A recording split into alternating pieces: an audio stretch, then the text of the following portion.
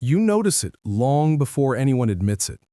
The strange math that doesn't add up, the leaders insisting everything is contained, the news anchor smiling a little too hard, and deep down you feel that familiar pressure in your chest, the one people felt in Rome, in Weimar Germany, in the Soviet Union, in the late Ottoman markets where merchants suddenly refused their own coins. You're not imagining it. There really is a hidden pattern every collapsing empire follows, and once you see it, you can't unsee it. In fact, you're already living inside stage 4, whether you realize it or not. It always begins the same way. An empire grows faster than its accounting system can keep up. At first, this looks like prosperity. Roads, armies, monuments, markets, the whole machine expands. But as you'll soon learn, growth is a jealous god. It demands more resources than anyone can realistically provide. So, the rulers do what every ruler before them has done. They cheat. They shave the edges of coins, stretch the definition of money, create new tokens backed by increasingly creative excuses. In Rome, emperors diluted their silver denarii with copper. In China's Yuan dynasty, paper money began as a convenience and ended as a curse. In every era, this moment, when money becomes more fiction than metal, marks the first turn of the wheel. And you might think, well, we've already done that. Our money is digital, elastic, abstract. Yes, exactly. Welcome to the club every collapsing society accidentally joined.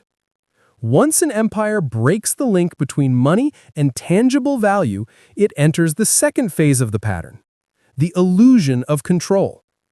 This is where officials insist they have modern tools.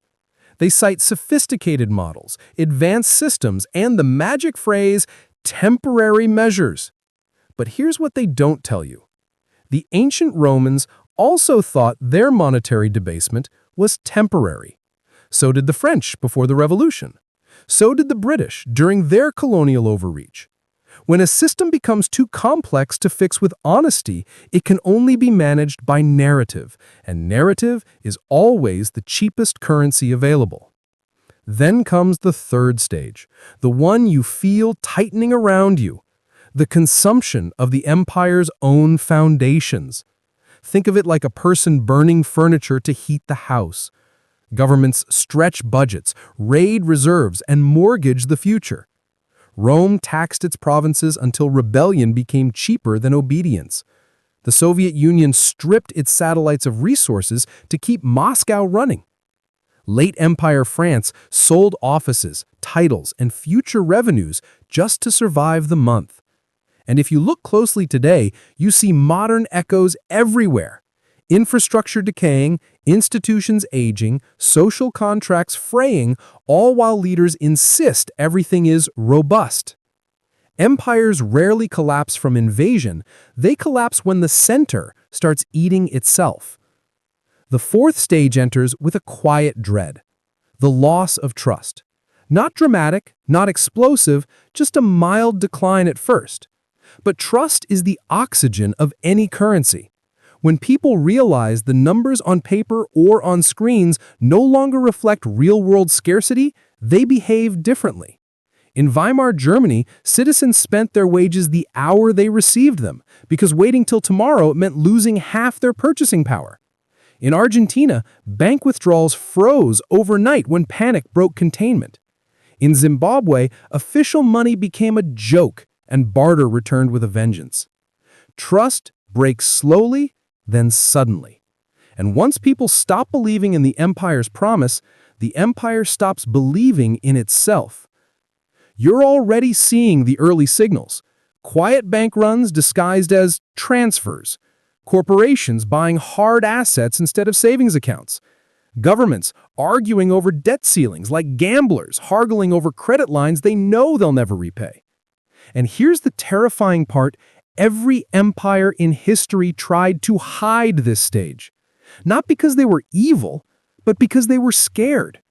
When citizens panic early, collapse accelerates.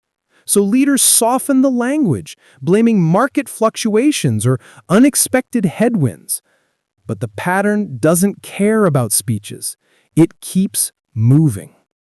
Then we reach the fifth stage, the rise of parallel economies. This is the moment historians love because it's the moment regular people take over, not governments, not bankers, citizens.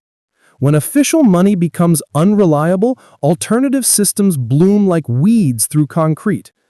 In ancient Rome's decline, bartering grain and tools became more reliable than imperial silver. During the Soviet collapse, cigarettes, Levi's jeans, and Western electronics replaced rubles in black markets that eventually delivered more food than the state distribution system. In Yugoslavia's hyperinflation, foreign currencies replaced the dinar long before the government admitted defeat. Whenever you see citizens stashing gold, stacking food, trading services privately, or quietly preparing for shortages, understand this: the parallel economy is not a prediction, it's already forming. And once parallel economies appear, the empire crosses a line it cannot uncross. Because the sixth stage arrives: fragmentation. Trust shrinks to the smallest possible units, families, communities, local networks. People begin to rely on each other more than on institutions. When the Ottoman Empire collapsed, villages became their own economic islands. When the Soviet bloc fell, entire regions operated independently before any official decree. It's not chaos, it's decentralization under duress. And if you've ever seen people discussing blackout supplies, growing food, or learning repair skills, congratulations, you're witnessing early fragmentation in real time. Finally comes the seventh stage, the one every empire hopes to delay: the reset. This is when the old system becomes so unworkable that a new one replaces it, voluntarily or violently. Sometimes it's a revolution, like France in 1789. Sometimes it's a negotiated surrender, like Britain after World War II. Sometimes it's a peaceful default followed by a fresh start. But reset always comes. The hidden pattern is a closed loop. No empire escapes it. They only choose how long to pretend they're not in it. Now, here's the part nobody tells you. The pattern isn't just about collapse. It's about survival. Ordinary people have lived through every version of this cycle, and they've left behind a map. The first survival insight is understanding that money is not wealth. In every collapse from Rome to Russia, those who survived didn't hoard currency, they hoarded capability.